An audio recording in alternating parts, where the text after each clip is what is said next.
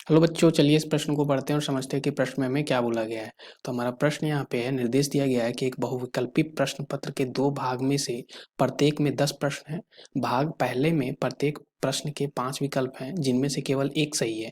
भाग 2 में प्रत्येक प्रश्न के 4 विकल्प हैं, जिनमें से 1 या अधिक विकल्प सही है, तथा इस भाग के प्रत्येक प्रश्न के सभी, ठीक है, सभी सही विकल्प चुने जाने पर अंक प्राप्त होता है। ठीक है। अब बोला है भाग पहला का प्रत्येक प्रश्न 1 अंक का है, जबकि भाग 2 का प्रत्येक प्रश्न 3 अंक का है। ठीक है। अब बोला है कोई भी ऋणात्मक अंकन नहीं होगा। तो अब हमें प्रश्न बोला गया है कि यदि एक विद्यार्थी अनुमान से केवल 2 प्रश्न चुनता है, जिनमें से एक भाग पहला तथा दूसरे भाग का दूसरा जो है वो भाग 2 से है। ठीक है। तो बोला है कि दोनों सही होने की प्रायिकता क्या होगी। तो इस प्रश्न को हल करने से पहले हम मुख्य अवधारणा को समझ लेते हैं। ठीक है। तो बात करते हैं हम मुख्य अवधारणा। ठीक है। तो मुख्य अवधारणा में सबसे पहले हम बात करें कि हमें प्रायिकता पूछा गया, तो प्रायिकता का जो निकालने का जो सूत्र होता है वो क्या होता है। तो प्रायिकता बराबर हमें पता है ये होता है अनुकूल संभावना। ठीक है। अनुकूल संभावना बटा कुल संभावना। ठीक है। क्या होता है हमारा कुल संभावना। ठीक है। तो ये होता है हमारा।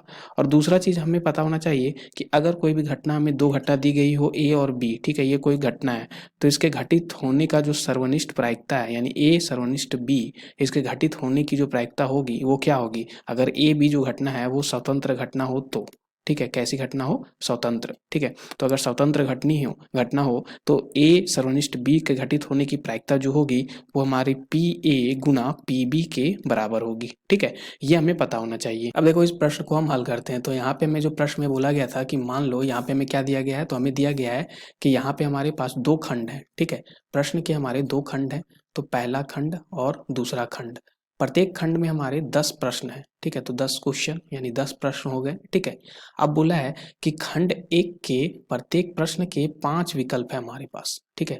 5 विकल्प हैं, जिनमें से केवल 1 विकल्प जो है वो सही है। ठीक है। ये बोला गया है। और खंड 2 में जो है वो हमारे प्रत्येक प्रश्न के 4 विकल्प हैं।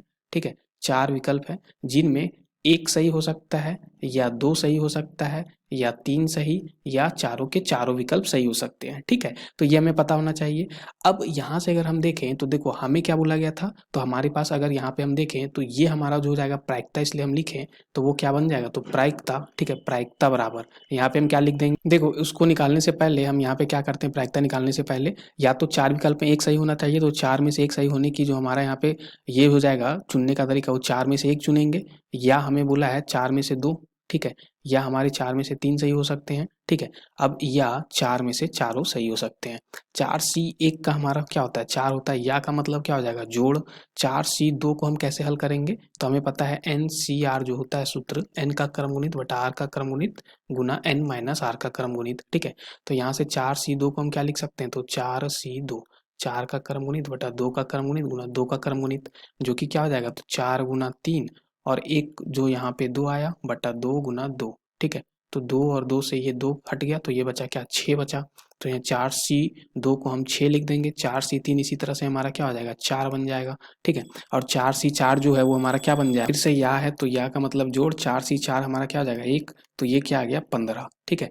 तो अब यहाँ से हम देखें तो प्रायिकता हम क्या लिख सकते हैं, देखो ये 5 विकल्प में 1 विकल्प सही है। ठीक है। एक प्रश्न हमारा पहले खंड से चुना गया और दूसरा दूसरे खंड से। तो एक प्रश्न यहाँ पे चुना गया पहले खंड से, तो उसके सही होने की प्रायिकता क्या हो जाएगी, तो 5 विकल्प में 1 विकल्प सही होगा, यानी कि 1/5 हो जाएगा। ठीक है।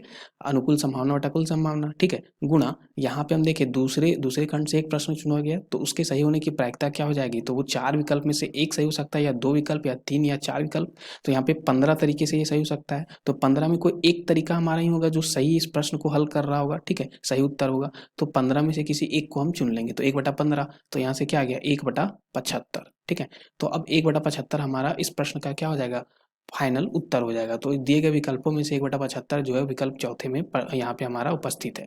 तो इस प्रश्न का जो हमारा सही उत्तर हो जाएगा वो विकल्प डी हो जाएगा। आशा करते हैं आपको इस प्रश्न का हल समझ में आ गया होगा। धन्यवाद बच्चों।